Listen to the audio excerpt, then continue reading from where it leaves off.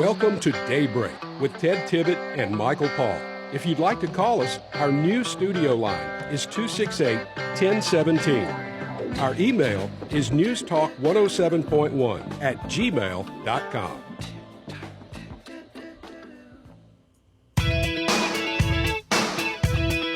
Good morning, 7:16. We're 60 minutes after 7 o'clock, and honored to have a very special guest with us. Good friend as well on our program this morning, Congressman Michael Guest. Good morning. Good morning, gentlemen. Good to be back with you. Hey, it is always good to have you, my friend. We are happy to talk about the current events, and one of the most current events that you have participated in. Let me see if I can get this straight here. The Border Security and Enforcement Subcommittee, which you are the chairman of, and the Cybersecurity and Infrastructure Subcommittee, which I don't recall who's the chairman of that, but you guys had a joint hearing yesterday to talk about cartels, organized crime, tailored schemes that are coming after Americans and supporting some of these groups. Tell me what you learned in this hearing. Well, I think we are all well aware of the cyber threats that lurk on the internet.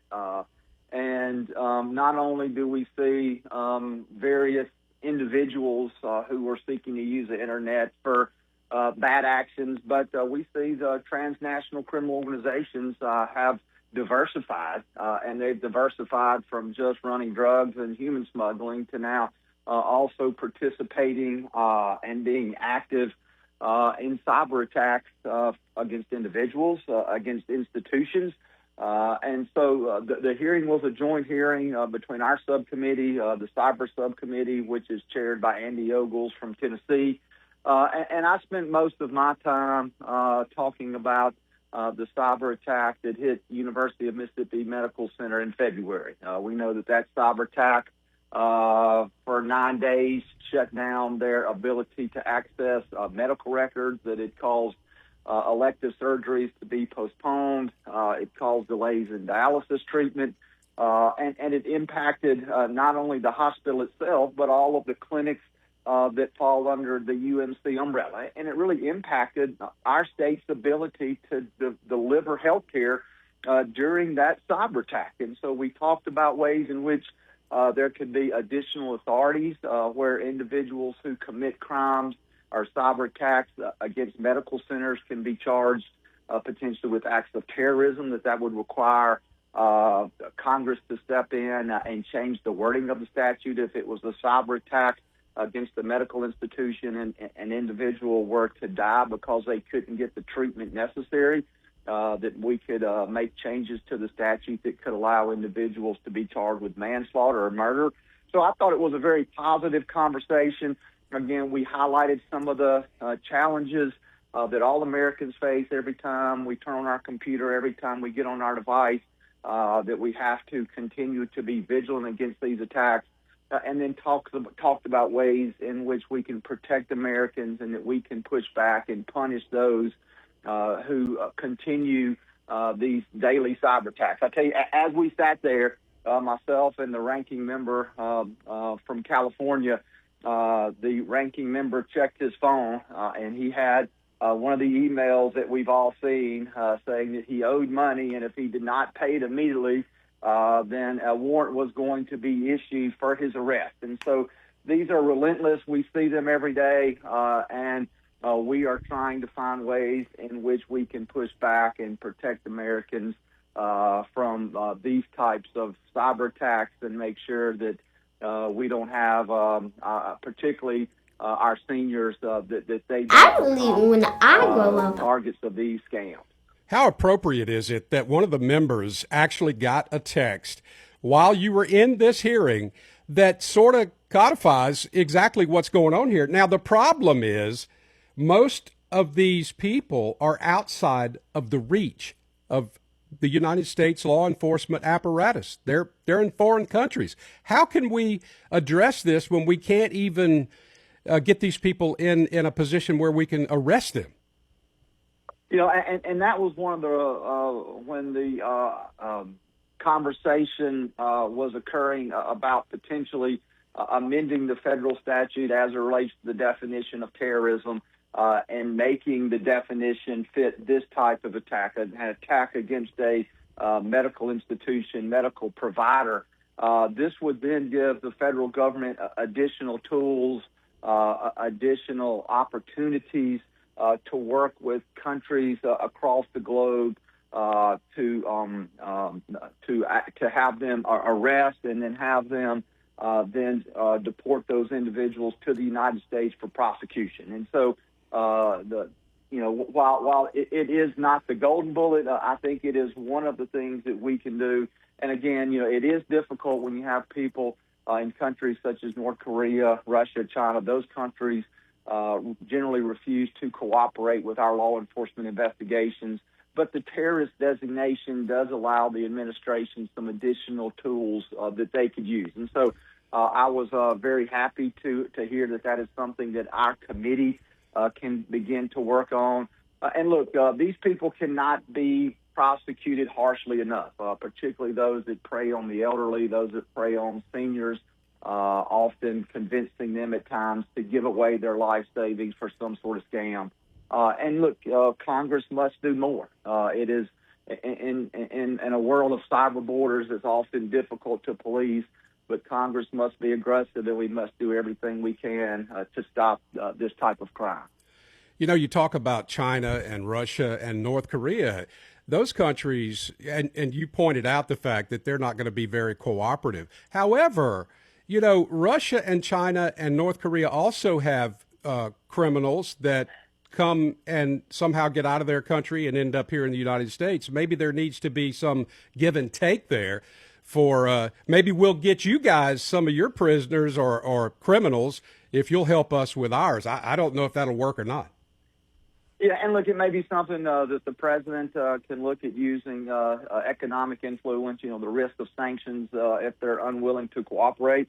I will say that, with China, it kind of ebbs and flows, that there are times in which the Chinese authorities do cooperate with us, and they will turn over individuals, or they will work at times with federal law enforcement.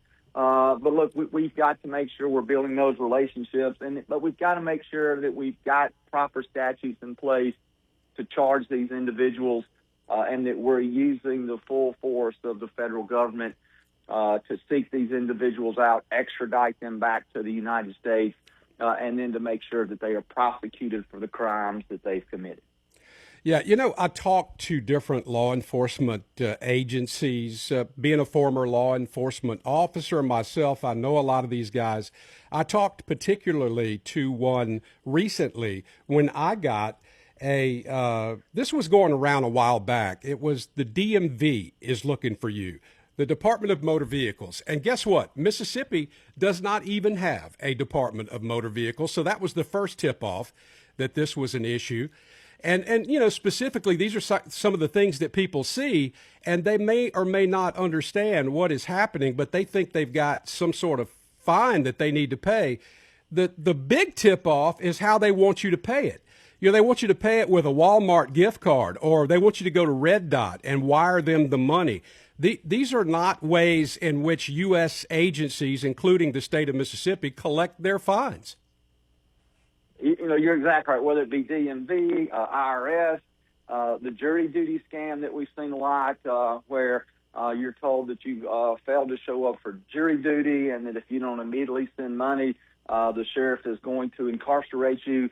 Those are all common scams designed to make people believe that their arrest is imminent if they don't resolve this.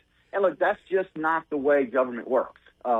If someone had a legitimate debt owed to the government, they're not going to go out and immediately arrest you. They're not going to make you pay electronically. They're going to offer you the ability to come in oftentimes and explain the situation. I encourage people, there's that immediate fear that I think seizes upon most individuals that they are likely to be arrested immediately. And people need to just sit back, take a breath, need to look in the phone book, look online, try to find numbers of agencies. Don't just call the number that's listed there. on the email that they receive, and try to verify this information, because 99 times out of 100, this is a scam. They've been the victim of a scam, and then the way in which the money is paid often makes it very difficult for those funds to be recovered. Those monies, once they are put in digitally, they are very quickly transferred from one account to another. And while not impossible, it is extremely difficult to recover most of those funds.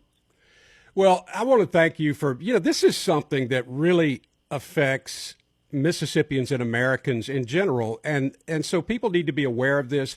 And I like talking about this, especially what you're doing in Washington to sort of prevent, or at least try to stop some of these things from happening and make some of these people accountable for what they're doing. Because folks really do want to be honest and pay their bills. And a lot of times older folks, they can't really remember, did I get a ticket? I don't even remember, but I don't want to be arrested. Heck, I'm on Social Security and I'm taking medication. I can't go to jail, and they worry. So, there's got to be some way to be able to make some of these folks pay for their crimes. And I appreciate you looking into it with your other colleagues in Washington. Well, we're going to continue to highlight this issue and continue to do what we can on the federal side, again, to make sure that we're providing our federal law enforcement the tools that they need, and then also making sure that we're highlighting these issues so that, look, that everyone will be on guard. And so, yeah. And I agree, it is something that happens far too often. And we've got to work to do everything we can to prevent it. Yeah. Okay. So I want to move on to one other subject. We got a couple of minutes left. I wanted to get your take on this. There has been a ton of discussion lately about taxpayer money being used to settle sexual harassment claims. Now, you being on the ethics committee, and I think you're the chairman of the ethics committee, this is something that may end up in your lap. I know you have to be careful how you comment. But I just, generally speaking, how do you feel about releasing that data on taxpayer money being spent to protect U.S. congressmen, U.S. senators, other people involved in these sexual harassment crimes? Yeah, I'm happy to address that. Look, I will tell you that since 2018, the law since 2018 states that any settlement, any judgment for a claim of sexual harassment against a member of Congress, that is a debt that is owed by that member of Congress, and it is not paid out of the federal treasury. Now, I can't speak to what the law was before 2018, but since 2018, the law specifically prohibits any sexual harassment claim to be paid by the federal government. It is a personal liability of the member. Now, there does exist a fund which is called the Awards and Settlement Fund. Sometimes you hear people refer to it as the slush fund, but that award is set up to handle payments that where individuals sue Congress, whether it be an individual at office, whether they sue the Capitol Police, whether they sue the Library of Congress, the architect of the Capitol. There is a fund that is designed to pay judgments in those cases. That fund is required. That fund is required to post that information online. And the law also says that if there are any payments for sexual harassment, that must be reported immediately to the Ethics Committee. Okay. There have been no funds paid out from there. Happy to talk about that in more detail at a later date, Michael. Okay. Well, thank you so much for joining us. That kind of opened my eyes. I wasn't sure how that operated. But in any case, we are out of time, and we thank you so much for joining us today. Have a great rest of your week. See you, buddy.